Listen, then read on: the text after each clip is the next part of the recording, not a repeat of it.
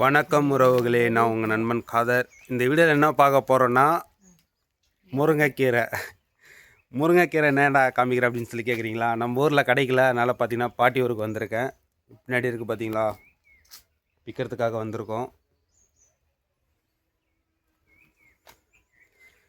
நம்ம ஊரில் இருக்குது, ஆனால் நிறைய பேர் வீட்டில் இருக்குது, அவங்க சரியாக பிக்க விட மாட்டேங்கிறாங்க. மரம் ஏதாவது வீந்துடும் அப்படின்னு சொல்லிட்டு பயப்படுறாங்க.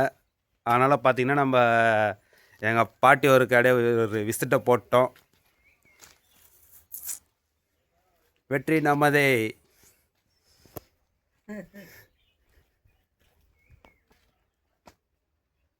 இப்போ தான் பார்த்தீங்கன்னா முருங்கைக்காய் வந்து பார்த்திங்கன்னா கொஞ்சம் பிஞ்சு மாதிரி இருக்குது. பிஞ்சு தான் இது. இன்னும் பார்த்தீங்கன்னா தடிசாகும். நீட்டு இவ்வளோ தான், இன்னும் கொஞ்சம் தடிசாகும் இங்கே இருக்கிறது. முருங்கைக்கீரை கூட கொஞ்சம் கம்மியாக தான் இருக்குது. மழை பெய்யல, மழை பெஞ்சிருந்தால் கொஞ்சம் இதுவாக இருந்தால் கீரை நல்லா வந்திருக்கும். கீரை வந்து பார்த்திங்கன்னா இந்த முருங்கைக்காயெலாம் வந்து பார்த்திங்கன்னா வந்து போய்ட்டு இருந்தால் அந்த கீரை சீசன் வருமா அப்படின்னு சொல்கிறாங்க. ஏன்னா எல்லா சத்தும் வந்து பார்த்திங்கன்னா இந்த முருங்கைக்காய் எடுத்துக்குது.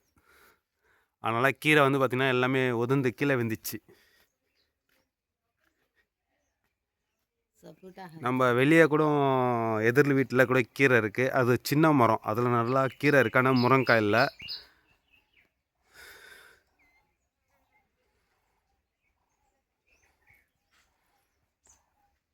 இந்த கீரையோட அருமை யாருக்கும் சரியாக தெரிய மாட்டேங்குது. நான் சொன்னேன் பார்த்தீங்களா, எங்கள் பாட்டி அந்த மரம் தான் இது. சின்னதாக இருந்தாலும் இதில் பார்த்திங்கன்னா முருங்கைக்காய் வந்து 1-2 தான் காய்க்கும். அதேபோல் பார்த்திங்கன்னா கீரை இதில் வந்து பார்த்திங்கன்னா அருமையாக இருந்தது. நல்லா முத்தலாம் இல்லாமல் பிஞ்சாக நல்லா இருந்தது பார்க்குறதுக்கு. இதில் இந்த வீடியோவில் பார்க்கும்போது உங்களுக்கு தெரியும்.